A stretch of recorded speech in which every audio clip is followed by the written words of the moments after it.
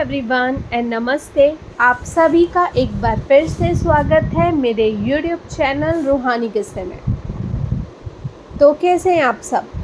आशा करती हूँ आप सभी लोग अपने अपने जीवन में मस्त और खुश होंगे। मैं आज आप लोगों के पास एक और कहानी, एक और सच्ची घटना लेकर आ गई हूँ।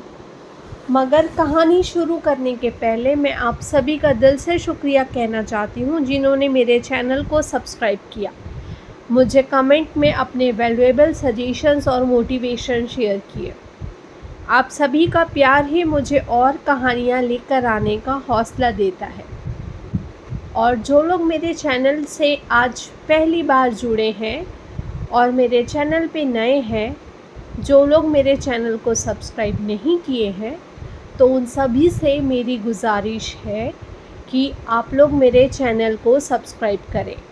सब्सक्राइब करने के लिए मेरे चैनल के नाम के नीचे जो सब्सक्राइब बटन है उसे क्लिक करें और साथ ही साथ बेल आइकन में भी क्लिक करना ना भूलें, ताकि मेरे चैनल पे कोई भी स्टोरी पोस्ट होने पर आप लोगों को तुरंत नोटिफिकेशन मिल जाए। ये कहानी है मध्य प्रदेश के एक छोटे से गांव की, जहां एक खूबसूरत लड़की निशा रहती थी। निशा की ज़िंदगी बिल्कुल आम थी, लेकिन उसे पता नहीं था कि उसकी मासूमियत और उसकी सुंदरता पर एक खौफनाक साया पड़ने वाला है, एक जिन का साया। रात के सन्नाटे में जब सब गहरी नींद में सोते थे, तब निशा को लगता था कि कोई उसे देख रहा है, उसका पीछा कर रहा है। वो परछाई, वो ठंडी हवाएं और वो अजीब सी मोहक नजरें, सब कुछ धीरे धीरे उसके चारों तरफ फैलता गया। तो आइए इस खौफनाक सफ़र की शुरुआत करते हैं, जहां एक मासूम लड़की के जीवन में एक जिन ने दस्तक दी और उसकी ज़िंदगी हमेशा के लिए बदल गई। तो जैसे मैंने आप सभी को बताया कि इस कहानी का संबंध मध्य प्रदेश के एक छोटे से गांव से है, जहां निशा नाम की एक खूबसूरत लड़की रहती थी। निशा अपने माता पिता की इकलौती संतान थी और अपने नज़रों से देखने वालों को मोह लेती थी। उसकी काली घनी जुल्फ़ें, चमकती आँखें और उसके चेहरे पर एक मासूमियत लोगों को खींच लेती थी। निशा अक्सर शाम को गांव के पास के बाग में टहलने जाती थी। वो बाग गांव वालों के बीच एक रहस्यमयी जगह के रूप में जाना जाता था, क्योंकि वहाँ से अजीबोगरीब आवाज़ें और हवाओं में अजीब सी ठंड महसूस होती थी। निशा का मानना था कि ये सिर्फ लोगों का अंधविश्वास है और उसने कभी उन बातों को गंभीरता से नहीं लिया। एक शाम निशा अपने रोज के समय पर बाग में टहल रही थी। तभी अचानक उसे लगा कि कोई उसके पीछे पीछे चल रहा है। उसने पीछे मुड़कर देखा तो कोई नहीं था। कुछ अजीब सा महसूस होने लगा, जैसे कोई अदृश्य शक्ति उसकी ओर देख रही हो। वो थोड़ी असहज हुई और जल्दी जल्दी घर की ओर बढ़ गई। कुछ दिनों बाद निशा ने महसूस किया कि उसे रात में एक परछाई का आभास होता है। पहले तो उसे लगा कि ये उसका भ्रम होगा, पर जैसे जैसे समय बीतता गया, वो परछाई और भी स्पष्ट होती चली गई।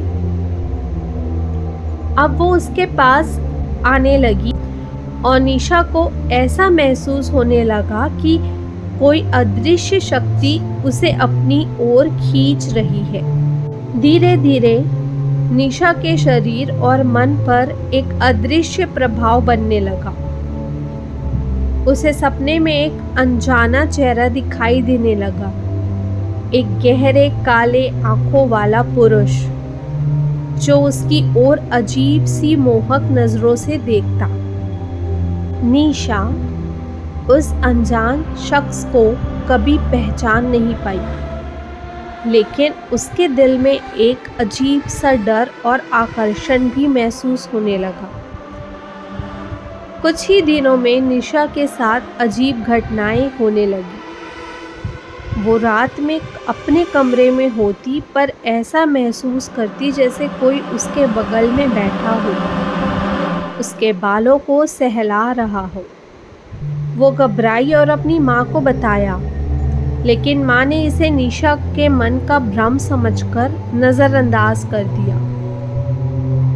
हालात तब और बिगड़ने लगे जब एक रात निशा पर अचानक बेहोशी छा गई और उसने अजीबो-गरीब हरकतें करना शुरू कर दी। उसके शरीर पर अजीब से नीले निशान बन गए और वो अक्सर किसी अनजान व्यक्ति से बात करती दिखाई देती। जब उसका परिवार इस बात को लेकर बहुत परेशान हुआ तो उन्होंने एक मौलवी से संपर्क किया। मौलवी ने निशा को देखते ही पहचान लिया कि उस पर जिन का साया है। उन्होंने बताया कि यह जिन उसी बाग से आया है जहां निशा टहलने जाया करती थी। वो जिन निशा की सुंदरता पर मोहित हो गया था और अब उसके साथ हमेशा के लिए रहना चाहता था। मौलवी ने यह भी बताया कि यह जिन बेहद खतरनाक है और इसे भगाना आसान नहीं होगा। मौलवी ने ताबीज़ और कुरान की आयतों का सहारा लेकर निशा पर झाड़ फूंक की प्रक्रिया शुरू की। जैसे ही उन्होंने आयतें पढ़नी शुरू की, निशा की हालत बिगड़ने लगी। उसकी आंखें काली हो गई, उसकी आवाज़ बदल गई और वो किसी अजनबी की तरह चीखने लगी। मौलवी ने ज़ोर से आयतें पढ़ी और जिन से पूछा कि वो क्या चाहता है। जिन ने जवाब दिया कि वो निशा से मोहब्बत करता है और उसे छोड़ने का सवाल ही नहीं उठता। उसकी आवाज़ गहरी और डरावनी थी, जैसे किसी गुफा में गूंज रही हो। निशा का परिवार इस बात से और भी ज़्यादा सहम गया। मौलवी ने जिन को चेतावनी दी कि अगर वो निशा को नहीं छोड़ेगा तो उसे अपने कड़े इरादों का सामना करना होगा। मगर जिन ने हंसते हुए जवाब दिया, तुम्हारी इन आयतों से मैं नहीं डरता। निशा पर मेरा हक है। अगर तुम मुझे रोकने की कोशिश करोगे तो अंजाम बहुत बुरा होगा। यह सुनकर मौलवी ने निशा के परिवार को सावधान किया कि यह मामला और भी ज़्यादा गंभीर होता जा रहा है। जिन बहुत ताकतवर था और उसे भगाने के लिए एक कठिन और लंबी प्रक्रिया की ज़रूरत थी। फिर मौलवी ने निशा को अपने गांव से दूर ले जाने का सुझाव दिया। उन्होंने कहा कि किसी पवित्र जगह पर कुछ समय बिताने से जिन का प्रभाव कम हो सकता है। निशा का परिवार उसे लेकर पास के एक आश्रम में चला गया। वहाँ उन्होंने हर रोज़ दुआएं पढ़ना शुरू की और कोशिश की कि निशा जिन के प्रभाव से मुक्त हो जाए। कुछ दिनों बाद निशा की हालत में थोड़ा सुधार दिखने लगा।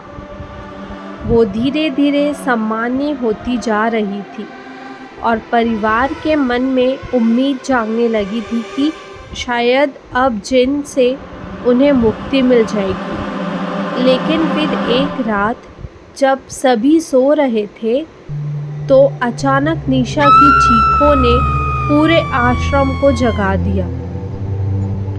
उसके कमरे से भयानक आवाज़ें आने लगी। जब लोग वहां पहुंचे तो उन्होंने देखा कि निशा हवा में लटकी हुई थी। जैसे किसी अदृश्य ताकत ने उसे पकड़ रखा हो। उसकी आंखें लाल हो चुकी थी और वो अजीब करीब बातें कर रही थी। मौलवी ने तुरंत दुआएं पढ़ना शुरू की और उस पर ताबीज़ बांधने की कोशिश की। उस रात जिन ने अपनी पूरी ताकत दिखा दी और सभी को यह स्पष्ट कर दिया कि वो इतनी आसानी से हार मानने वाला नहीं है। कई घंटे तक संघर्ष के बाद आखिरकार मौलवी ने जिन को कुछ समय के लिए रोकने में सफलता पाई। अगले दिन मौलवी ने बताया कि यह जिन सिर्फ मोहब्बत के कारण नहीं बल्कि बदले की भावना से भी बंधा है। किसी पिछले जन्म में निशा से जुड़ा यह जिन अपने पुराने रिश्तों का दावा कर रहा है और उसे पूरी तरह से भगाने के लिए कई जटिल अनुष्ठानों की ज़रूरत होगी। उस दिन से लेकर निशा के जीवन में यह खौफनाक जिन हमेशा एक साए की तरह बना रहा। हालांकि मौलवी और परिवार ने उसे दूर रखने की हर कोशिश की, लेकिन निशा ने महसूस किया कि वो जिन उसके आसपास ही है, उसे देख रहा है और उसकी हर हरकत पर नज़र रख रहा है। निशा की ज़िंदगी अब एक कैद में बदल चुकी थी और वो किसी भी शहर, किसी भी मंदिर, किसी भी जगह पर चली जाती, लेकिन उस जिन का साया उसके साथ हमेशा रहता। लोगों ने उसे धीरे धीरे अकेला छोड़ दिया और निशा का पूरा जीवन एक खौफ और तन्हाई में गुजरने लगा। उसे पता था कि चाहे जितनी भी कोशिश कर ले, उस जिन से वो कभी आज़ाद नहीं हो पाएगी। तो दोस्तों, इतनी ही थी आज की कहानी। आशा करती हूँ आप सभी को ये कहानी अच्छी लगी होगी। अगर ये कहानी थोड़ी सी भी अच्छी लगी हो तो इस कहानी को एक लाइक और मेरे चैनल को सब्सक्राइब ज़रूर करें और मुझे कमेंट करिए और बताइए कि आप आगे आने वाली कहानी किसके बारे में सुनना चाहेंगे। आप सभी मुझसे इंस्टाग्राम से भी जुड़ सकते हैं। इंस्टाग्राम के लिंक मैंने अपने चैनल के डिस्क्रिप्शन में और कमेंट बॉक्स में भी पिन कर दिया है। तो चलिए कल फिर से मिलते हैं एक और किस्से के साथ। तब तक के लिए bye bye, take care and thank you for watching.